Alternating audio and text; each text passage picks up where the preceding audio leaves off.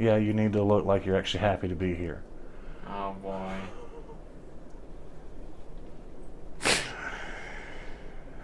Hi guys. For those of you that don't know, my name is Michael, and I am the woodworker for MK Designs. The sewer is holding the camera, and this is our youngest child, Lucas. Hello.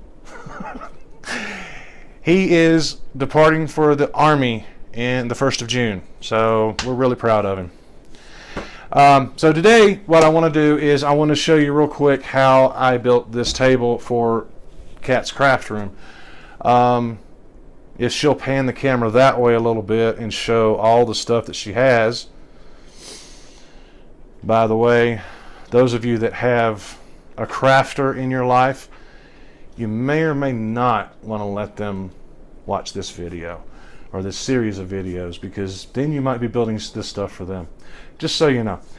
So anyway, yeah, we're gonna get this built and get it put in place, and then she's gonna fill it full of stuff, and yeah, so let's get to it. Okay, so just to give you guys an idea of what we're working with, this is the room as it currently stands. And the only organized spot is that. And we basically moved almost everything up here. And this is what we're working with. So there's a cat, there's a dog. And of course, here's her uber expensive sewing machine. I'm not going to go into that. But yeah, this is what we're working with. And we're going to transform this into a sewing / craft / home office. So Michael always harasses me about my super expensive sewing machine, but as you can see, basically I can go in and program a pattern and basically then hit the start button, and it will actually do the design for me.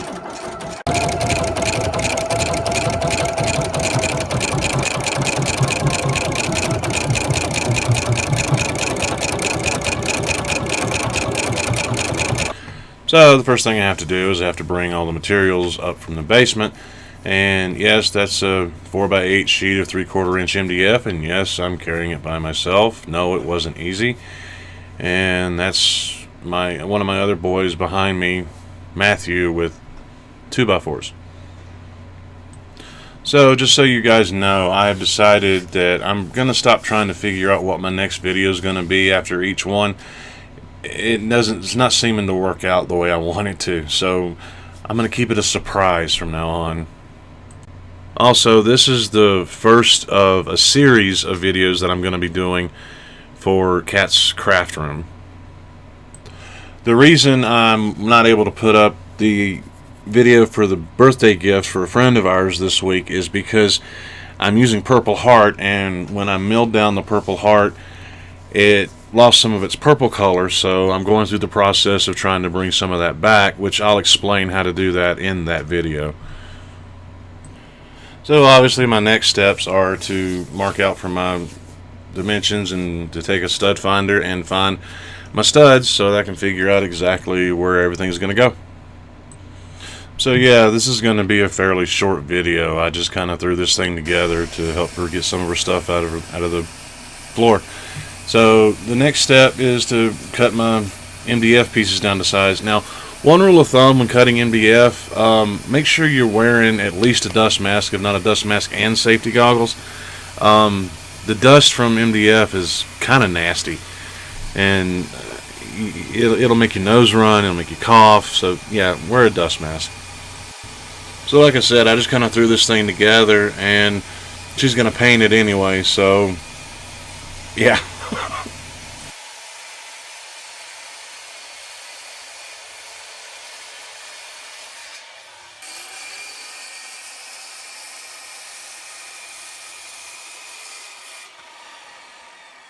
So the next thing I'm going to do is I'm going to take the 2x4s and I'm going to cut the pieces for my frame and legs.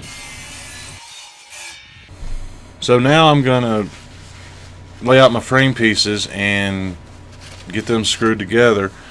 And because I'm using MDF for the top and we don't want this thing to sag and there's going to be a decent amount of weight on it, I decided I'm going to put cross pieces in the middle as well. So that's what I'm doing here.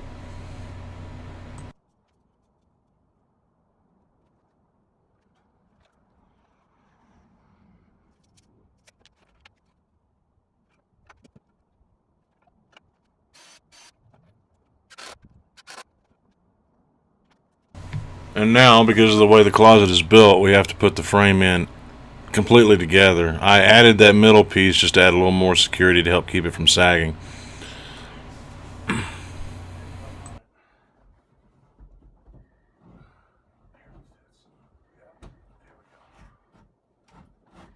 And as you're going to start to see, we're going to have a little bit of trouble. The front fits fine, the back doesn't.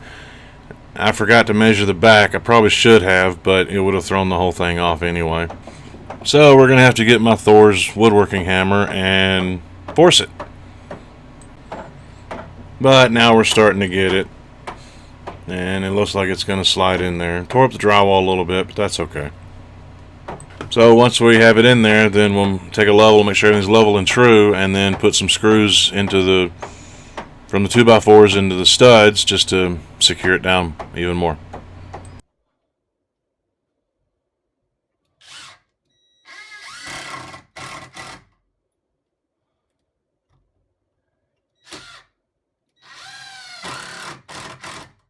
And then once we have that done, we'll put the top on and secure it down with some screws around the edge. And that's it.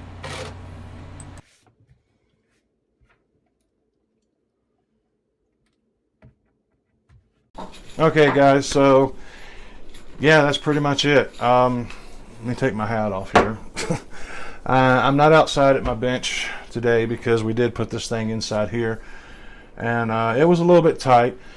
But if you notice, we had trouble getting the frame for the shelves in. The reason for that being is our house is 130 years old. It's been remodeled a few times on the inside, but it's still, you know, pretty much. And one of the guys that remodeled it really didn't know what he was doing, so we've gotten to the point where when we go to do something and something's not square, it's not the way it should be, we kind of go, imagine that. It's just one of those things when you live in an older house. Anyway, if you haven't already, I would greatly appreciate if you go ahead and hit subscribe down below and click the little bell so that you get notified when I do come out with those videos. And yeah, I'll see you next time. So until then, happy creating. That's Matthew, by the way.